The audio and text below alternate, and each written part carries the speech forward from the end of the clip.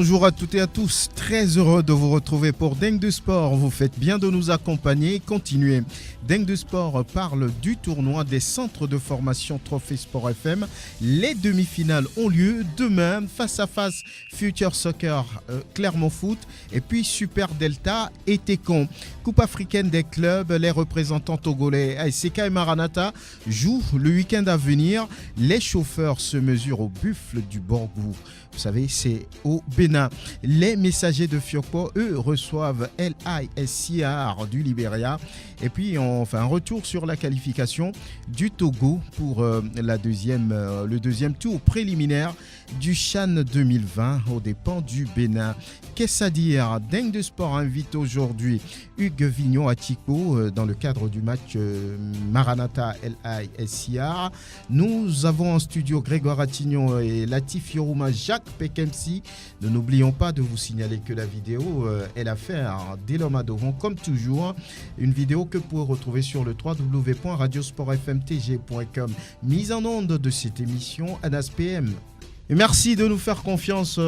Très heureux de vous retrouver après quelques jours de trêve. Vous savez, c'est le tournoi Trophée Sport FM qui a pris la place de Dingue de Sport depuis plusieurs jours. Désormais, aujourd'hui, il y a la pause avant de reprendre avec les demi-finales demain. On vous retrouve, c'est sûr. Hugues Vignon à Tico, bonjour.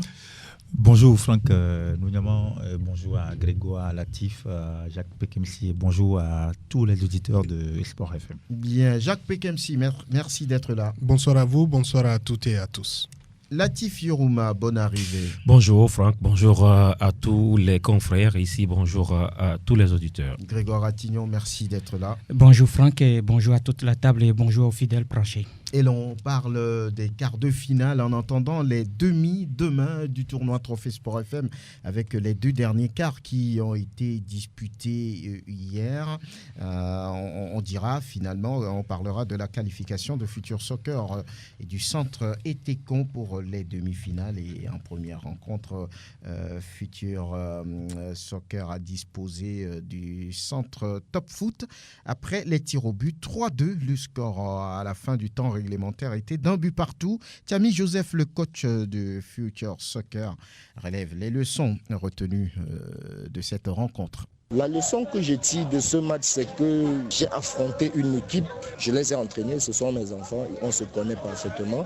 Et je savais que le match allait être difficile parce qu'on a un peu la même philosophie de jeu. C'est pour ça que j'ai essayé de contrecarrer leurs joueurs clés pour pouvoir développer notre jeu. Et je retiens également que mes jeunes ont progressé.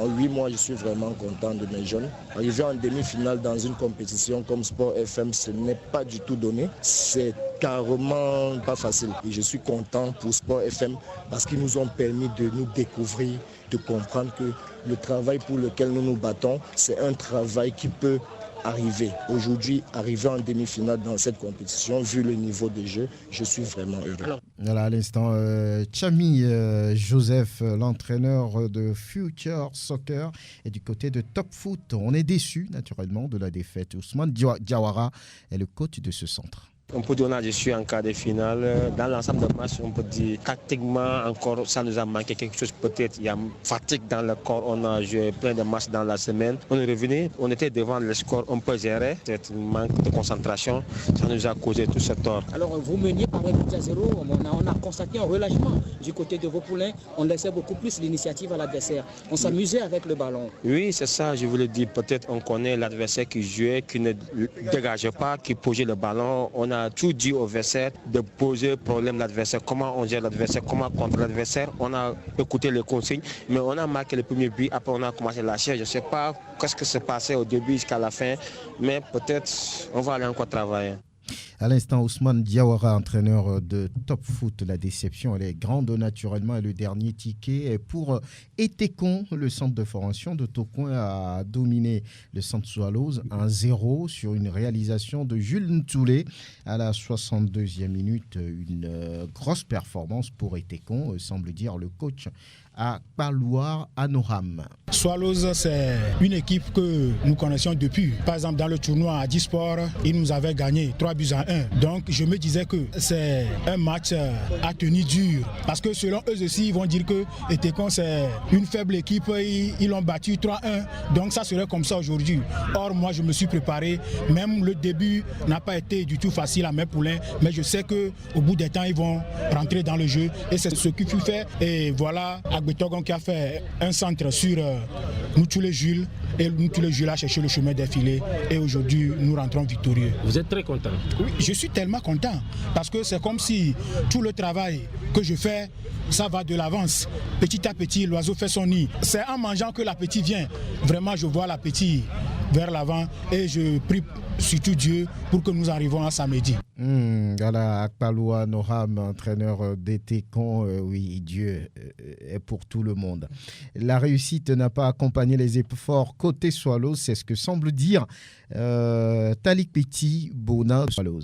La rencontre, ça s'est bien passé, pas surréalisé. Je peux dire, les enfants, ils ont fait ce qu'ils pouvaient. C'était à moi de le faire, mais bon, ça n'a pas marché, donc on ne refuse pas. Qu'est-ce qui a manqué selon vous? Bon, ce qui a manqué, je peux dire, les enfants, ils ont tout fait, ils ont fait ce qu'ils pouvaient. La seule chose qui a manqué, c'est qu'on n'a pas marqué. Donc, s'il y a quelque chose à se reprocher, là, c'est moi. Je me reproche à moi-même. Alors, vous tombez en cas, c'est beaucoup de regrets? Oui, c'est beaucoup de regrets, mais je ne regrette pas aussi. Parce que dans la compétition, je peux dire, ils ont fait ce qu'ils pouvaient. Mais si on s'est arrêté en quart, on s'est dit, c'est la compétition. Donc, c'est la vie. Etekon, comment vous l'avez trouvé?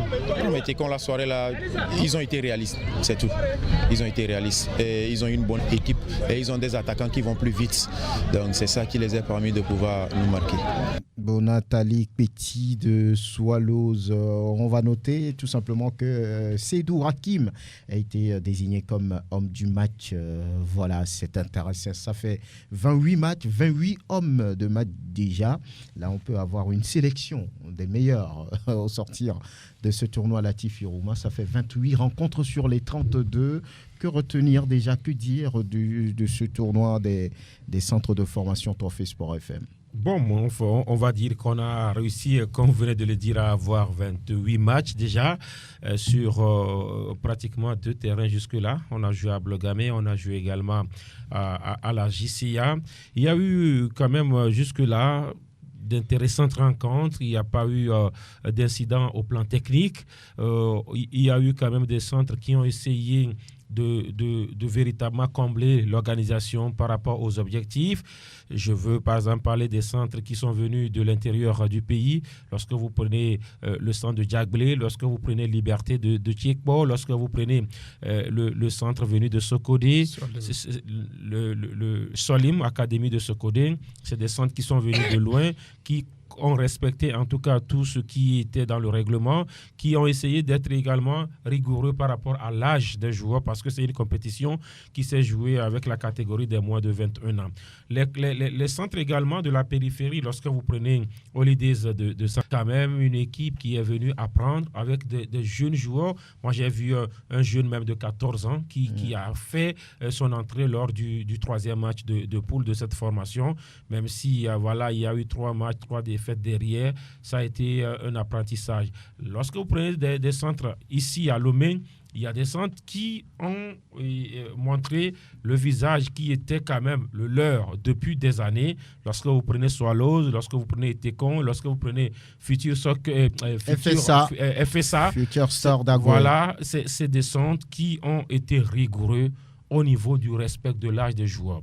Nous avons eu une commission technique qui a géré, c'est vrai, les dossiers, on a étudié, mais vous savez, Franck, nous sommes ce que nous sommes. Même au plus haut niveau, c'est pas facile à gérer. Nous avons, au niveau de l'organisation, constaté quand même des centres qui ont été sérieux, on a noté. Il y a d'autres centres qui véritablement ont été moins bons dans la rigueur du respect de l'âge. Mais alors, que voulez-vous lorsque des gens présentent des joueurs tous qui sont nés un 31 décembre de l'année véritablement qui les qualifie pour la compétition. Alors, qu'est-ce que nous, on peut faire si, par exemple, les services publics ont accordé ces actes de naissance à ces joueurs? On voit un jugement supplétif qui est quand même légalisé par la loi. Donc, c'est quand même de ces soucis-là qu'on a. Mais pour l'instant, il n'y a pas eu de plainte, il n'y a pas eu de contestation au plan technique. Tout se passe bien. Il y a quand même un regret, c'est parce que, voilà, il y a la difficulté au niveau infrastructurel, il y a la difficulté également de l'engouement, parce que nous sommes, quoi qu'on dise, en pleine vacances. Il y a plusieurs compétitions un peu partout. Il y a également la Fédération togolaise de football qui organise une compétition nationale, la D3. Donc, il y a toutes ces contingences-là qui font que ce n'est pas véritablement l'affluence escomptée, mais au niveau du contenu, la satisfaction est là.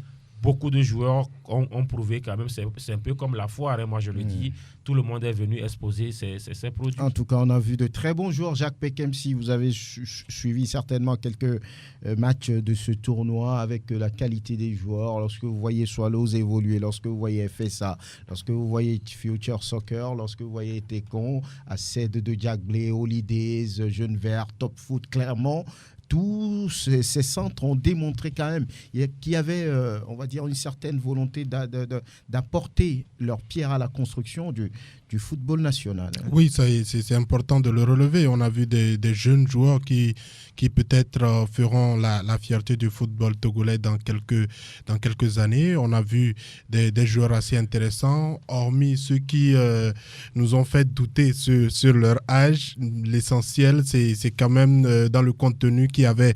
On a vu des joueurs qui ont multiplié plusieurs trophées. Il y a eu plusieurs joueurs qui ont reçu à plusieurs reprises le trophée de l'homme de match, et je crois que c'est révélateur de leur talent. Si vous réussissez à sortir sur un seul match, on peut dire que c'est peut-être une fois en passant, mais quand vous le faites sur une deuxième rencontre et encore sur une troisième rencontre, je crois que c'est assez important de le relever, c'est de la qualité. Maintenant, il faut que le travail soit perpétuel au niveau des centres. Moi, je remarque que sur le tournoi de l'année dernière par rapport à ce tournoi, il y a du niveau le niveau est un peu plus élevé. Et j'espère que nos centres vont continuer par travailler et maintenir surtout la rigueur sur l'âge de nos joueurs, parce que tant qu'on n'est pas assez rigoureux sur cela, ça risque de déséquilibrer un peu les forces. Vous imaginez des jeunes joueurs de 18 ans, 20 ans venir jouer avec leurs grands frères qui normalement sont aux alentours de 25 et plus.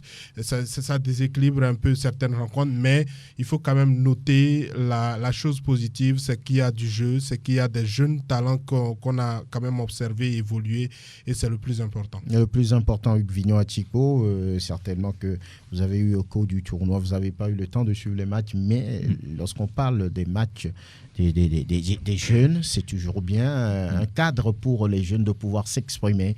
Et là, 32 matchs au total, il y a 28 de disputés, mais on se dit que oui, les enfants se préparent, se forment. Oui, d'abord, je voudrais remercier la Radio Sport FM pour l'initiative, et surtout de prendre en compte le football à la base, puisque les équipes, ce sont les équipes de moins de 21 ans qui donc participent à ce tournoi. Ce n'est jamais facile d'organiser un tournoi pour les jeunes, et surtout pour les jeunes des catégories de jeunes, notamment les 19, les 17, les moins de 17 ans, les moins de 19 ans et les moins de 21 ans. Sûrement que, comme l'ont dit mes prédécesseurs, Latif Yoroma et Jacques Pekemsi, sûrement qu'il y a des gens qui essaient quand même de passer par les mailles au niveau de l'organisation pour essayer quand même de présenter des joueurs dont il y a des doutes quand même sur l'âge. Ce n'est pas la première fois, mais l'objectif est de mettre en compétition des jeunes joueurs. L'objectif à terme est de permettre à ce que des jeunes puissent éclore leur talent. C'est en cela que je tire chapeau donc à cette organisation. 28 matchs disputés sur les 32 déjà, et la compétition qui va aborder l'étape de demi-finale à partir de demain. J'espère que, c'est vrai que je n'ai pas eu le temps de suivre les matchs, Mais comme j'en ai écouté depuis le début du tournoi, je crois qu'il y a quand même de belles phases de jeu, de belles rencontres qui se produisent au niveau d'Ablogam et au niveau de JCA. On ne peut qu'encourager l'initiative et souhaiter qu'on ait à la fin un beau champion, mais au-delà, que les meilleurs joueurs du tournoi, puisque il y a aussi l'innovation cette année, c'est que les meilleurs joueurs de chaque match sont récompensés. Et ça aussi, c'est aussi à mettre à l'actif de l'organisation. Félicitations. C'est qu'au sorti donc de ce tournoi, que les jeunes joueurs bénéficient quand même d'un encadrement beaucoup plus de la part donc des clubs. C'est vrai que c'est un plateau que Sport FM offre pour recruteurs, managers et autres, de profiter de l'opportunité pour dénicher un peu les Azores. Et c'est aussi un canal pour les centres de pouvoir se jauger entre eux et d'évaluer le travail qui se fait à la base. Je crois que s'il n'y a pas de compétition pour les jeunes, on ne peut pas évoluer le travail qui se fait réellement. Et comme on l'a vu, le travail se fait. On ne peut qu'encourager et les responsables des centres de formation et tous les acteurs de l'organisation pour la bonne continuité. Je crois que la finale est prévue ce week-end. Ce week-end, samedi. Samedi, on espère être de la fête pour apprécier donc véritablement cette finale qui aura lieu certainement au niveau de Jeunesse Club d'Agonivé. Pourquoi pas? Grégoire Ratignon place aux demi-finales maintenant. Il y a eu des surprises, c'est vrai. L'élimination de Future Stars d'Agoé, de Swallows. Mais il y a 4 qui, véritablement, vont pouvoir disputer ces demi-finales-là. On parle de Future Soccer que personne n'attendait et qui va jouer contre Clermont Foot. Et puis de l'autre côté, un match qui s'annonce très, très intéressant entre Super Delta et puis Etekon. Oui, il faut dire que ce sont ces 4 équipes-là qui ont quand même réussi à décrocher donc le ticket pour les demi-finales. Quand vous prenez un peu cette équipe de Clermont Foot lors de la phase de poule, c'est une équipe qui avait connu des difficultés en début de compétition, battue d'entrée par Super Delta 2-0.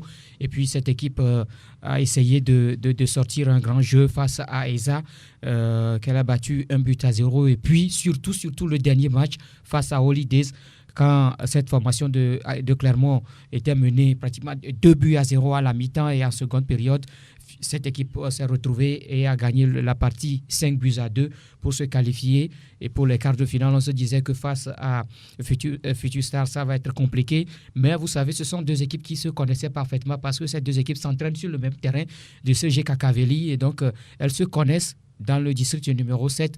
Donc ça a été beaucoup plus difficile pour Future Star et c'est Clermont Foot qui a tiré son épingle de jeu. Et si cette équipe est arrivée à battre Future Star, vous comprenez donc que cette équipe peut également continuer ainsi.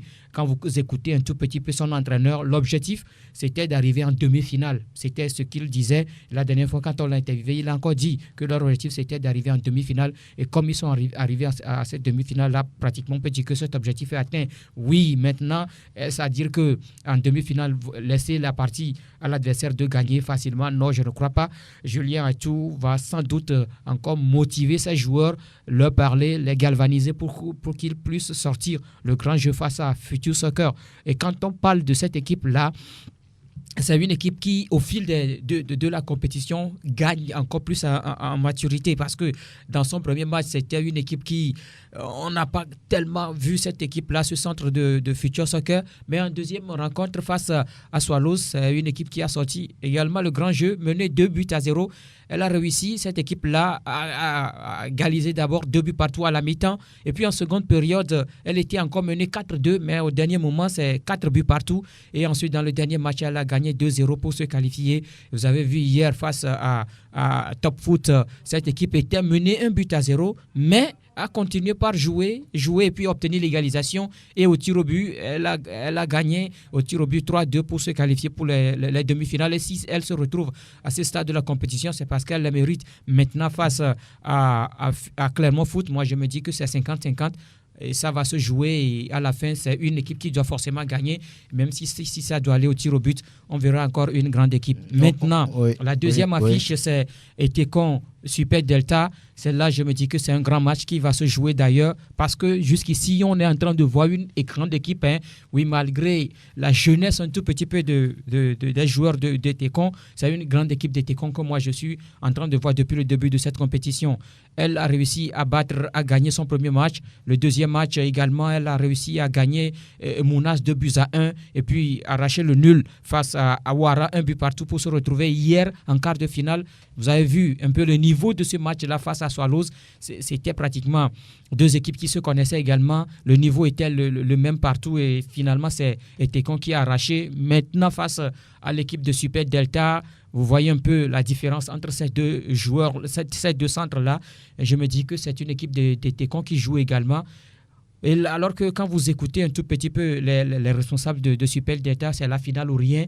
Ils le disent, nous sommes venus pour remporter la coupe. Ça veut dire qu'il y a match. Qu'il y a match. Et la coupe, ça ne se gagne pas dans la bouche, ça se joue sur le terrain. On a vu que cette équipe a connu les difficultés lundi dernier en quart de finale. Cela veut dire que Tékon aussi va se préparer pour, pourquoi pas, bousculer un peu cette équipe de Super Delta. En tout cas, demi-finale alléchante. Oui, Jacques, lorsqu'on parle de Future Soccer et puis Clermont Foot. Et de l'autre côté, Super Delta qui n'a encaissé le moindre but depuis le début de la compétition face à cette équipe des Tékon, jeune mais très ambitieuse. Moi, je voudrais surtout m'attarder sur la formation de Future Soccer parce qu'elle ne fait que 6 mois d'existence, parce que j'ai suivi un peu les premiers pas de ce centre et je me rends compte que le travail du coach Chami est en train de payer, parce que quand vous vous rendez compte, c'est dans le discours que ça paye. C'est peut-être ce qu'il dit à ces jeunes qui se reflètent sur le terrain, et j'espère que son objectif va être atteint déjà à l'étape de la demi-finale. Moi, je me dis que c'est une grosse surprise parce que j'ai suivi la première rencontre où ils ont terminé avec un match nul. Je lui disais même dans les coulisses que ce n'était pas impressionnant ce qui s'était passé sur le terrain, mais face à Swallows, c'était comme un derby également, puisque ce sont des formations qui se retrouvent presque dans le même quartier où les joueurs également se connaissent, et on se rend compte que souvent quand vous vous entraînez sur le même terrain ou vous êtes dans le même quartier, ça soulève également des rivalités qui peuvent être assez intéressantes pour des tournois comme celui de Sport FM. Maintenant, pour les autres formations, on verra ce qu'il en sera, parce que dans tous les cas, on devrait avoir une affiche finale qui sera forcément intéressante. Donc, avis au public, on est qu'au dernier carré et ce sera forcément alléchant pour voir le sort final. Et moi, je mets une pièce sur Tékon qui reste également une formation intéressante. Oui, Latif, vous, les deux demi-finales vont donner quoi ? Bon, du spectacle, parce que voilà, c'est vrai que ça a été accroché avant que ces équipes-là n'arrivent là. Les équipes éliminées méritaient aussi d'être en demi-finale. On a parlé de Solim, éliminé au tir au but. Future Star d'Aguenivik également, qui méritait amplement d'être là. Swallows. Et donc, c'est ces 4 équipes qui vont également se rentrer dedans au plan positif, bien sûr, pour le compte de cette demi-finale-là. Clermont Foot, pour moi, est la surprise dans ce dernier carré, parce que j'ai vu Future Soccer revenir à hauteur de Swallows dans ce match mémorable, 4 buts partout. Et donc, déjà, cette équipe nous a montré quand même qu'elle avait des prédispositions ou bien des qualités. Mais Clermont Foot, c'est pour moi la surprise. Et donc, cette surprise-là, cette équipe n'est pas prête de s'arrêter là, véritablement. On attendra forcément, parce qu'il s'est dit que voilà, il faut que cette équipe-là représente Agoué au niveau de la finale. Lorsque vous prenez les 2 autres affiches, c'est qu'il y aura Tékon, ou bien l'autre affiche, il y aura Tékon de Tocoin, et puis Super Delta d'Agbalpedo. Donc, Clermont Foot devrait forcément représenter Agoué dans cette compétition, et donc on attendra de voir ce que ça va donner pour le compte de cette première affiche des demi-finales.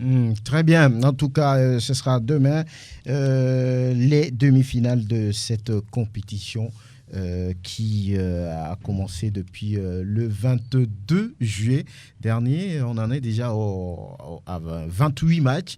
Il en reste 4 pour boucler les 32. Et voilà, donc le public doit faire le déplacement, forcément.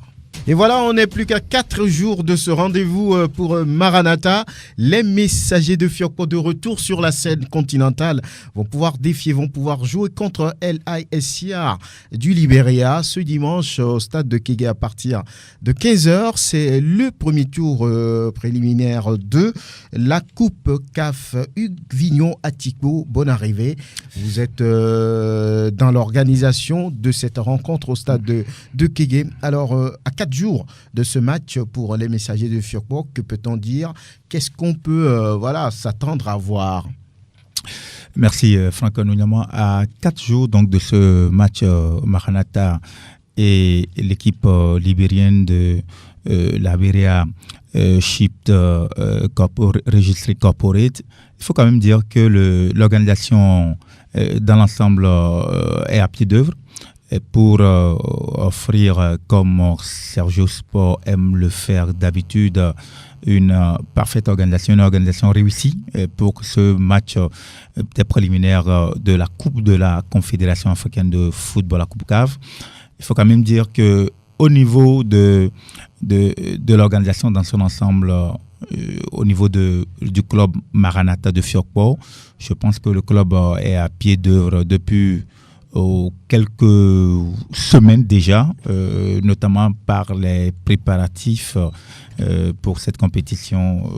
Le club a livré donc d'ailleurs un match amical contre ASK qu'il a battu 2-1 pour le compte donc de ses préparatifs.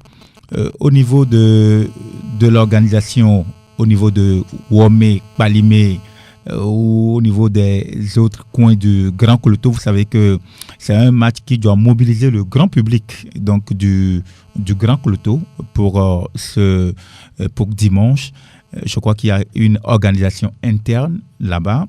Il y a des bus qui sont mis à la disposition donc des supporters pour allier donc Lomé dimanche pour que ce match a des prix, on va dire, tarifaires assez revus. Y compris donc aussi les tickets d'accès pour le stade. C'est dire que on est conscient que pour vaincre cette équipe libérienne, il faut aussi une mobilisation du public sportif togolais, mais aussi une mobilisation déjà en partant donc du Grand Koulouto, notamment Balimé, Womé, Lavier, Pélé, Badapé, un peu partout. Il faut déjà une grande mobilisation pour venir supporter le club de Maranatha de Fiokpo qui fait son grand retour sur la scène continentale. Maintenant, au-delà même du Grand Koulouto, c'est un peu tout le public sportif togolais qui est invité à accompagner le club cher à Gabriel Ameyi pour cette compétition. Vous n'êtes pas sans savoir que c'est un match qui peut s'avérer aussi piège pour le club de Maranatha, étant donné que le club va faire le déplacement à Morovia pour le match retour. Donc, il faudra déjà maximiser à Lomé pour le match aller. D'autant plus que le club libérien, c'est vrai qu'on n'a pas trop d'informations sur ce club, mais c'est quand même un club qui a remporté 3 coupes du Libéria et 3 super coupes du Libéria dans un championnat qui a été remporté cette année par le Liberia et Petroleum Refining Corporate, l'équipe des pétroliers du Libéria, et c'est le Liberia Ship Registry Corporate qui a remporté la Coupe nationale et qui lui donne donc, qui lui valide ainsi son billet pour disputer la Coupe de la CAF. C'est vrai que c'est une équipe qui ne viendra pas Lomé en victime expiatoire. Et donc, cette équipe aura son mot à dire.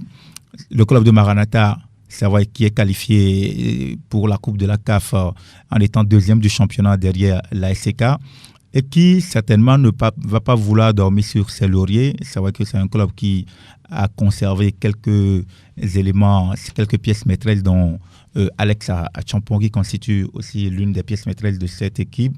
Il y a eu beaucoup également de recrutement, beaucoup de nouveaux joueurs qui sont arrivés dans ce club de Maranatha de Fiokpo. Donc ce savant dosage d'anciens et de nouveaux va certainement produire un effet. Maintenant, il reste au public sportif togolais de faire massivement le déplacement, d'accompagner le club de Maranatha, de prendre d'assaut le stade de Kégué pour supporter donc les messagers de Fiokpo pour la victoire. D'autant plus que l'organisation a bien fait aussi de mettre les prix des tickets très bas, à 500, à 1000 francs, et à 5000 et à 10 000 francs.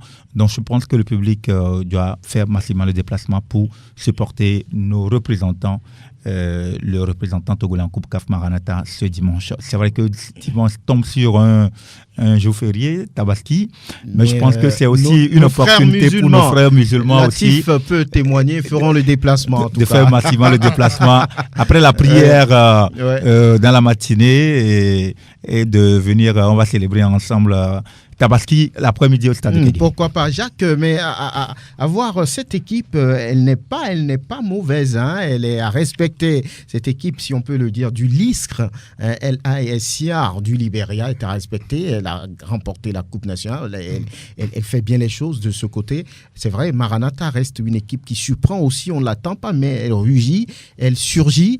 Et là, comment peut-on analyser déjà une telle partie ? On devrait surtout faire attention à cette équipe libérienne. Voilà pourquoi je demande surtout aux supporters togolais de se mobiliser pour pouvoir aller au stade, parce que quand vous connaissez pas les infos, quand vous n'avez pas assez d'informations sur l'adversaire, ça risque de vous surprendre, parce que cette équipe libérienne a été sacrée championne déjà de la saison 2017 avant de remporter la coupe de la saison dernière. On se dit que quand même il y a de l'effectif, il y a des joueurs qui peuvent surprendre, et je crois qu'aujourd'hui, même si nous également chez nous on ne maîtrise pas trop l'effectif de Maranatha au vu des entrées et des sorties, on se dit quand même qu'on a la possibilité de faire déjà la différence sur notre territoire avant d'espérer un exploit ou un succès en terre étrangère. Mais l'essentiel déjà, c'est de faire notre part sur le sol togolais,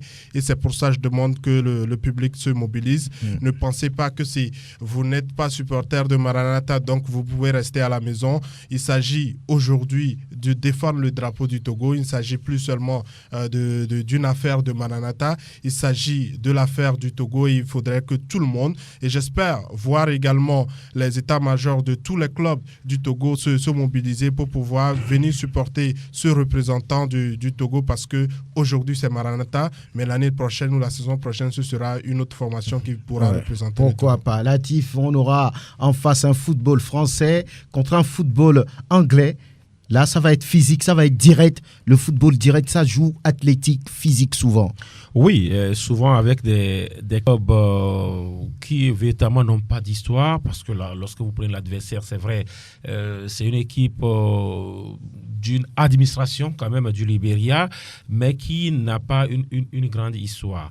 Et c'est compliqué de ressasser, de véritablement avoir les points forts et les points faibles de cette formation. Même si c'est vrai, Hugues évoquait également quand même certains acquis qu'a cette équipe-là. Maranatha, quoi qu'on dise, est connue sur le continent. Cette équipe a déjà eu à jouer quand même plusieurs fois les coupes continentales. Et donc, c'est un match piège, mais je pense que vu les préparatifs qui ont été faits, même si ça n'a pas été fait en fanfare, on sait que Maranatha s'est préparé à son terrain. C'est aussi l'avantage de cette équipe-là. Elle a son terrain, elle n'a pas demandé de compte à quelqu'un. Elle se prépare. Il y a eu des renforts qui sont venus quand même du voisin de l'Ouest. Il y a également un socle qui est resté, les Salifou Kossigan, les Alex Champong. C'est quand même des gros bras que l'équipe a su conserver. C'est aussi un mérite, parce que souvent, quand la saison finit, les équipes n'arrivent pas à garder leurs pièces maîtresses. Maranatha a réussi à le faire, et je pense que c'est une très bonne chose. Il va falloir mettre le paquet déjà à domicile, gagner proprement cette équipe-là pour se mettre à l'abri pour d'éventuelles surprises désagréables au match retour. Oui, c'est 50-50. Grégoire Attignon, du moment, on ne connaît pas très bien cette équipe. Voilà, on ne connaît pas cette équipe libérienne. Je me dis que c'est la même chose. L'année dernière, quand Gomido affrontait AS Coton Tchad, c'était une formation qu'on ne connaissait pas véritablement. Mais sur le terrain ici, on a vu cette équipe-là. Maranatha doit se préparer et elle se prépare, cette équipe-là. Latif l'a dit, elle se prépare, mais pas en fanfare. On sait que c'est une habitude là-bas du côté des messagers de Fiokpo. On ne donne pas tellement d'informations sur les préparatifs. On sait que Ametokoro Mensah n'est plus l'entraîneur de cette équipe. Mais Jimmy Kobla est de retour. Jimmy Kobla est revenu. Et on sait qu'il y a également des joueurs qui sont venus donc du Ghana, mais il y a d'autres qui sont là. On a cité quelques-uns. Mais vous savez, l'année dernière, l'un des problèmes de cette équipe, c'est un peu c'est ses gardiens de but. Parce qu'il n'y avait pas un seul gardien. Il y avait deux qui avaient fait donc la saison dernière. Mais je sais qu'il y a un qui n'est plus là. Je voudrais parler de Akora Kofi Aboué. Je ne sais pas s'il est encore là. Mais c'est que Vincent Daoud Ishak, il doit être toujours là. Maintenant, il faut renforcer ce secteur-là, également le secteur défensif. Parce que quand on sait qu'en milieu de terrain, en attaque, c'est une équipe qui a quand même des éléments. Vous prenez Yeboah Gustave, il est toujours là. On a parlé tout à l'heure de Alex Achambon, il y a également Salifou Kossigan et bien d'autres à Rodé qui font la défense. Donc, je crois qu'il va falloir véritablement préparer cette rencontre-là. Le match aller, c'est à Lomé. Il va falloir mettre le paquet, gagner largement. C'est ça qui est beaucoup plus primordial. Il faut s'imposer avec la manière à Lomé avant le match retour parce qu'on ne sait pas de quoi est capable cette équipe libérienne à la maison. Et surtout que Maranatha reçoit l'aller, il va falloir véritablement saisir cette chance-là du match aller. Oui, Hugues Vignon, d'autres précisions par rapport à ce match toujours, c'est la mobilisation derrière Maranatha, cette fois qui représente tout le Togo, hein. Ce n'est pas que l'affaire de Fiokpo. Hein. C'est vrai, et Jacques Pekensi fait bien donc de le souligner que c'est l'affaire de tous les clubs, de tous les staffs dirigeants, bref, donc de tout ce qui constitue l'ensemble des acteurs du football togolais d'être derrière donc ce club de Maranatha de Fiokpo. Et pour d'autres informations principales, c'est vous dire que à partir de demain jeudi, les tickets seront déjà disponibles au niveau des points de vente habituels. Donc le public sportif pourra déjà aller se procurer donc ces tickets d'accès pour le stade. L'essentiel, c'est que le stade soit vraiment plein dimanche. C'est vrai que c'est pas un match de l'équipe nationale, mais nous espérons voir du beau monde, un public nombreux comme dimanche dernier au stade de Kégué. Bien, on profite d'ailleurs pour remercier ce public qui a fait massivement le déplacement dimanche dernier, tout comme pour le match des légendes. On espère encore voir cette même organisation, cette même mobilisation de la part donc du public sportif togolais. Surtout rappeler que pour nos amis qui sont à l'intérieur, surtout au niveau du Grand Koloto, il y a des dispositions particulières qui sont prises au niveau du club de Maranatha pour convoyer donc les supporters de Palimé pour Lomé, pour venir assister, et inclut donc les tickets pour venir assister ce match et surtout supporter massivement le club de Maranatha de Fiokpo, qui est le représentant togolais en Coupe de la CAF. Donc, faites massivement le déplacement dimanche prochain pour supporter, donc pour accompagner le représentant togolais dans cette compétition. Il n'y a pas que Maranatha, il y a également ASK, mais ASK joue d'abord à l'extérieur. Ce sera le match à Cotonou finalement. Oui, le match va se jouer à Cotonou. Vous savez, la CAF n'a toujours pas homologué le terrain donc, de Parakou pour permettre aux Buffles de jouer là-bas dans le Borgou. Et donc ils vont jouer à Cotonou. Et là également, on parle quand même de René Pleven, qui devrait servir de cadre. C'est leur stade synthétique également là-bas. Et donc, c'est ce stade-là qui va accueillir l'association sportive des chauffeurs de la COSA. Le match a lieu également dimanche. Et donc, Maranatha jouera à Lomé. L'ASK sera de l'autre côté. C'est déjà le match qu'on a vécu le dimanche dernier à Lomé. Lorsque le Togo jouait contre le Bénin, on a vu pratiquement 5 joueurs des Buffles déjà qui sont dans l'équipe donc, des écureuils locaux du Bénin. Il y avait également sur la feuille de match au niveau des 11 rentrants, je pense 5 également titulaire de l'ASK au niveau des éperviers locaux. Donc, c'est déjà l'allure de ce qu'on a vu. Maintenant, la petite chance encore, ou bien l'avantage au niveau de l'ASK, c'est qu'il y avait encore des joueurs de l'ASK qui étaient sur le banc, qui n'ont pas joué, les Tchakatekora Semio, les Ismaël Ouro Agro, même s'il est rentré pour quelques secondes. Et puis, il y a également d'autres joueurs, les Mani, Taoufik, Ougadia et autres qui n'ont pas joué et qui vont quand même s'ajouter à l'effectif de l'ASK pour aller défier en aller cette équipe des Buffles. Et je pense que les deux représentants togolais ont quand même ces moyens-là de pouvoir passer ce premier cap. Bien, on avait la même pensée l'année dernière, mais ça n'a pas été le cas quand il fallait jouer Coton Sport et puis Diaraf. Finalement, c'est une année, on peut le dire, club togolais sur le continent. Cette fois-ci, on espère que ça va pouvoir... ça a été une leçon. Et que tout le monde a appris de cette histoire-là. Et on va écouter Mani Sapol au sortir de ce match amical contre justement les Buffles ici à Lomé. Sincèrement, on ne savait pas qu'on allait tomber sur l'adversaire d'aujourd'hui. Vous avez vu l'adversaire qui nous a embêtés, qui nous attirait vers son camp pour pouvoir nous contre-attaquer. Aujourd'hui, c'est un avantage parce qu'on les a reçus ici, on les a vus jouer.